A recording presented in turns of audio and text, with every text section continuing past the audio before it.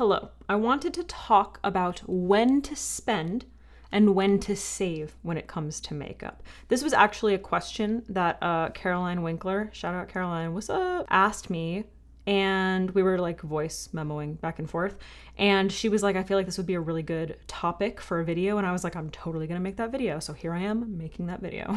Now, this is a complicated topic, okay? There are so many drugstore products that I love. There are also drugstore products that I don't like at all. There are a lot of luxury products that I love. There's a lot that I don't like and I don't think are worth it, okay? So there isn't necessarily a hard and fast like rule or hard line in the sand where it's like, you should absolutely spend money on this product and you should absolutely save money on this product. But hopefully I can give you a little bit of a guide to help you decide where you should spend and save. So I kind of want to just jump into what feels like the most obvious answer for me, and it is eyeshadow. When it comes to eyeshadow, there are plenty of eyeshadows out there that are drugstore that are just fine, okay? For example, I actually just used this little MILANI palette. This is MILANI, okay? It's a little mini palette. It's very affordable. It's drugstore. I would say the finish of these eyeshadows looks really, really pretty. Looks really pretty on my eyes, you know? Sometimes it simply comes down to who's using it, okay? Could be operator error, could mean that whoever is using it really knows what the hell they're doing with it. This is a product that when I start to tap my brush in, you will see a bunch of kickback. Do you see all of that kickback? From that eyeshadow, there's all this product that comes out and off, okay? That can lead to too much product, if you don't know what you're doing, too much product being applied to the skin, which can result in not only patchiness, an oversaturation or heavy or muddy look, it can also contribute to fallout, okay? Especially if you're someone who does their eyes last, you do your complexion first. That is something you want to avoid. I would say that these shadows are relatively, I don't know why I'm holding the brush. I would say that these shadows are relatively well pigmented, meaning that despite the fact that there is a lot of kickback, which when it comes to drugstore products usually means that there's like quite a bit of filler in the product, usually means that there's less color payoff and there's a little bit more of like a filler powder in the product, which ends up leading to that like kickback, which also means that the product itself is probably not super finely milled. It's a little bit like larger in particles, which also means that when you're working with them, you want to make sure that you are really like tapping off your brush, like blending it out on the back of your hand or tapping it into a paper towel or a tissue or something before you go in, if you are someone who ends up with fallout, okay? Products that you are not going to get that with are, for example, I'm trying to find the one that's like a similar color.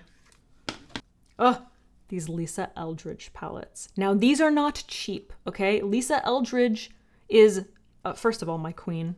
Hello, queen. She is an incredible makeup artist who specifically designs all of her makeup to work for every skin type, every skin color, every skin texture, everything.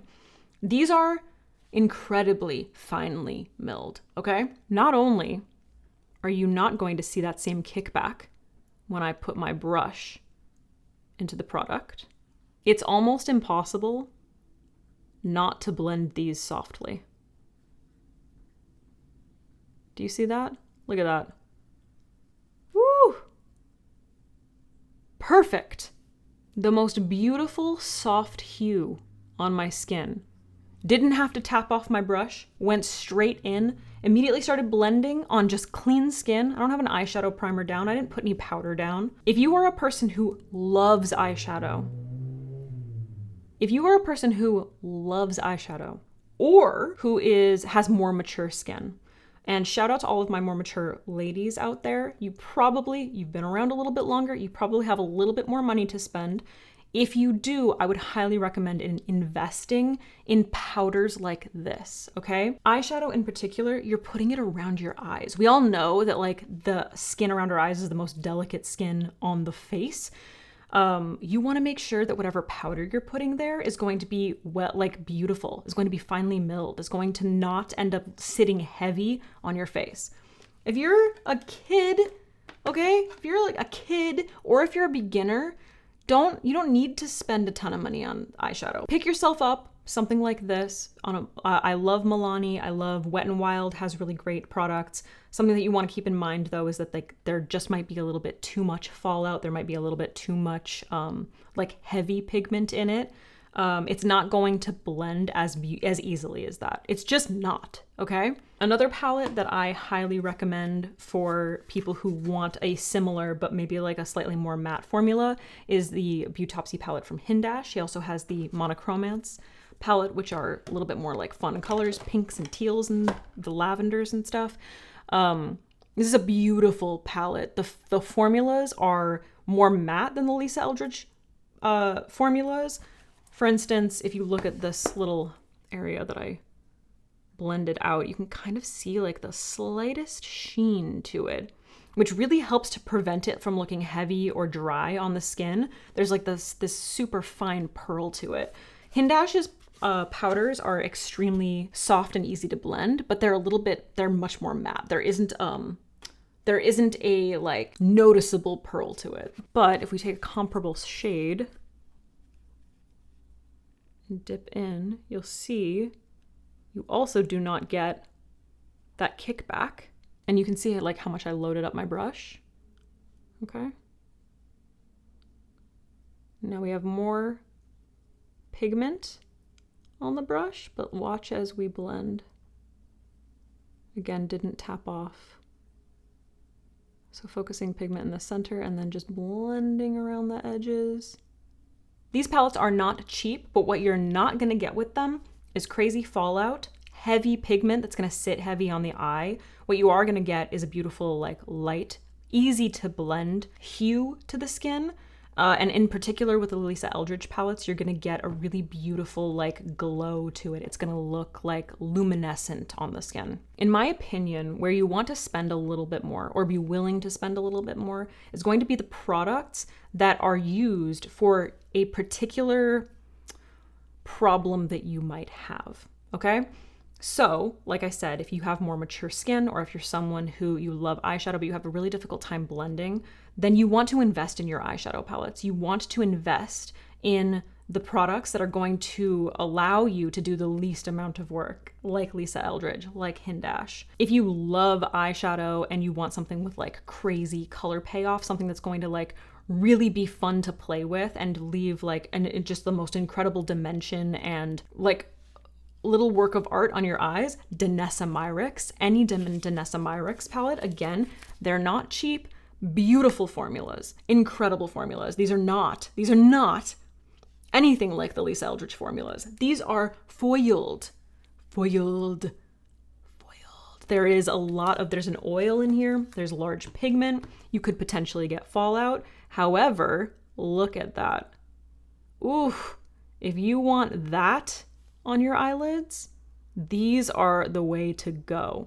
Now, again, there are drugstore eyeshadow palettes out there that have like beautiful shimmery or foiled shadows, but they are not going to give the same kind of payoff. For instance, if I pick up this gold shade, which I have on my lid right now, just touching it, it feels dry. When I dipped my finger into the DANESSA MYRICKS palette, this foiled shadow had so much of its own like moisture. You can feel that moisture, which really helps to like bring that pigment to life. This is just here, even just on my finger, you can see the difference. You can see how shiny that looks, you know? And while this still, it looks shiny, it's just, you can see those little dry flecks.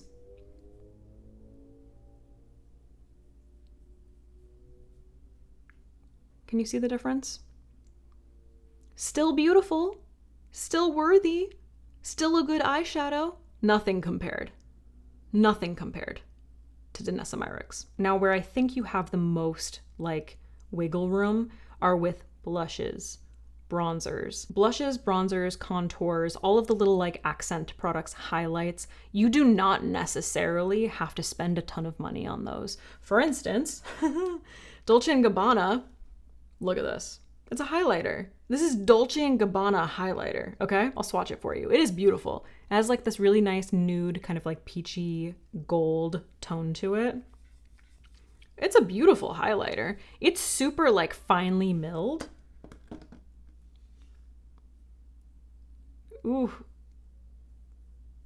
And it just gives like the most beautiful natural glow to the skin. Look at, that's so pretty. So pretty. Beautiful fine sheen. Looks really healthy on the skin. But it's Dolce & Gabbana. Are there highlighters out there that are comparable, that are more affordable? In my opinion, yeah. This right here is one of my favorite powder highlights. This is the CLIO Prism highlighter in 01 Gold Sheer. While the tones are very different and Dolce & Gabbana is, I would say, more sheer and natural looking, the CLIO highlight is, I don't even know if you can see that. I gotta put this on my other hand. When I need to wash my hands, this is getting crazy. Here's a swatch of Dolce & Gabbana next to my CLIO highlighter. Listen, massively different budgets, okay, for these highlighters.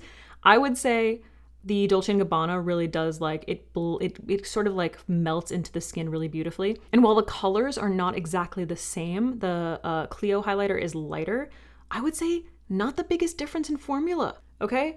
Huge difference in price point. When it comes to the difference between like cheap products versus luxury products, there's kind of like this curve that happens where typically with like powders and drugstore products, like I said, there's gonna be more filler. It might be like if it's a face product, it might look a little bit more chalky or feel a little bit more dry. If it's an eyeshadow, there might be a little bit more filler in the eyeshadow, less pigment, larger particles, so harder to blend. You also want to keep in mind if you're someone who has like really sensitive skin, like I said, you want to kind of like avoid maybe like more filler kind of products. Like I've heard from people that drugstore foundations just like make their skin itch before. You're usually like, you're paying a little bit more, you're paying for higher quality products. However, those sensitive skin people, you want to keep in mind that like once you surpass kind of that like mid-range, the mid-range value of value makeup products, and you start to get to like higher end makeup products, for instance, Valentino.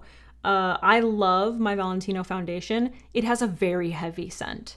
Very heavy scent. And if you are a person who is who has sensitive skin, fragrance in products, a lot of luxury brands use fragrance in their products. You're gonna want to avoid those because they will be irritating to your skin, or they could be irritating to your eyes, or just like smelling it in general could be irritating.